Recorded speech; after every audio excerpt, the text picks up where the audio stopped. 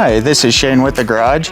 Today I'm going to be showing you how to reset a service light on a 2013 BMW 328iX. The reasons why we'd want to reset this service light or have you know how to reset is if you brought the car in to the shop forgot to reset the service light, or you did the work yourself even, you know how to get the reminder light off of your dash. To do that, we're going to first start with closing the door and turning the vehicle on.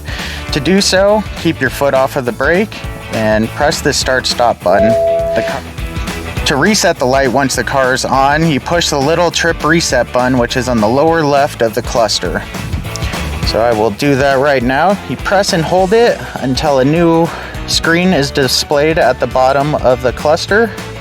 And there you go. We just did an oil change on this car, just like if you were to do it yourself in your driveway. We will press and hold. It'll ask us if we want to reset it with a question mark. We will press and hold again for another couple seconds, and it'll start counting down of reset in progress.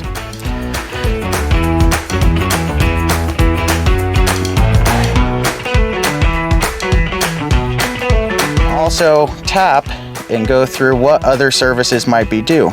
Also, this car is also calling for a vehicle check, which is a reminder to get the car into the shop, have it looked over, and made sure nothing major is going wrong with the vehicle.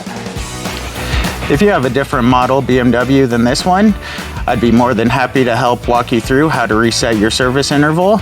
Give me a call at 303-840-4504, or you can always bring the vehicle in. We offer free service interval resets and also diagnostics to look over the car.